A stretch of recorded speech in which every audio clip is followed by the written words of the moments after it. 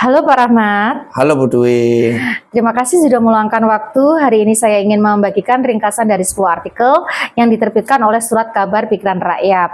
Artikel ini membahas tentang kesiapan sekolah umum yang berbeda-beda yang ada di Bandung dalam menangani anak berkebutuhan khusus atau ABK. Tentu Bu Dwi, menarik sekali topiknya. Apakah ini semacam penelitian dari jurnal atau dari kampus yang sudah tertera di situ? Oke, sebenarnya bukan. Artikel ini adalah literatur populer atau artikel berita dan secara akademis tidak diklasifikasikan sebagai literatur abu-abu. Literatur abu-abu biasanya diterbitkan oleh instansi pemerintah atau institusi akademik, bukan penerbit komersial seperti koran. Artikel ini juga tidak memiliki metodologi ilmiah yang ketat seperti tinjauan sistematis atau meta-analisis. Oh ya, paham. Jadi ini lebih ke liputan lapangan ya Bu Dwi ya. Lalu apa dampaknya untuk pekerjaan saya di kelas sehari-hari ke depannya Bu Dwi? Oke, tepat sekali. Meskipun bukan karya ilmiah, kekuatan utama artikel ini justru terletak pada konteks nyata di lapangan yang didapat dari hasil wawancara praktisi pendidikan. Ada beberapa hal dampaknya. Yang pertama adalah validasi kendala di lapangan. Misalnya, belum adanya psikologi khusus atau guru pendamping serta orang tua yang belum bisa menerima kondisi anak ABK tersebut. Yang kedua adalah inspirasi praktik aplikatif. Contohnya pada kasus spesifik untuk memodifikasi pembelajaran.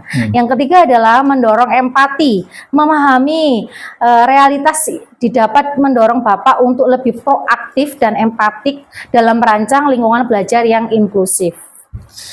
Wah, kendala-kendala itu memang benar-benar terjadi Bu Dwi di kelas saya, terutama soal orang tua yang kadang kurang peduli juga. Jadi contohnya seperti penyesuaian materi matematika itu juga sepertinya bisa saya coba, tapi kalau misalkan saya ingin menggunakan temuan dari artikel ini untuk mengusulkan kebijakan baru ke kepala sekolah atau mengubah standar kurikulum, apakah itu sudah cukup kuat?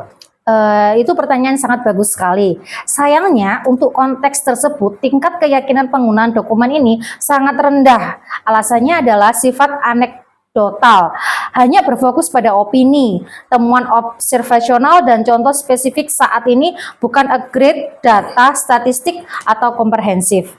Tanpa metodologi, teks ini tidak memuat protokol penelitian, tidak menyebutkan database jurnal, dan tidak mengekstraksi data penelitian terdahulu.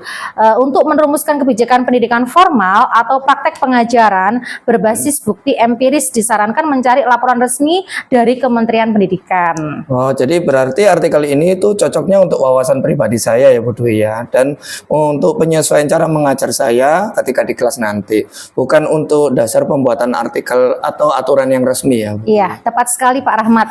Tingkat keyakinan cukup tinggi jika artikel ini digunakan sebagai instrumen untuk memahami realitas sosial dan mencari inspirasi awal dalam praktek pengajaran. Dokumen ini sangat relevan untuk mengenali masalah observasional sehari-hari, sekaligus membantu meningkatkan literasi dalam kesadaran mengenai disabilitas. Oke, sangat jelas sekali Bu Dwi. Terima kasih atas informasinya. Setidaknya dengan membaca pengalaman dari guru-guru di Bandung, membuat saya merasa tidak sendirian dan untuk menghadapi tantangan ini Bu Dwi. Sama-sama Pak Rahmat, semoga informasi ini bisa membawa semangat baru untuk menciptakan kelas yang lebih inklusif lagi. Amin. Oke, Terima kasih Pak Rahmat. Sama-sama.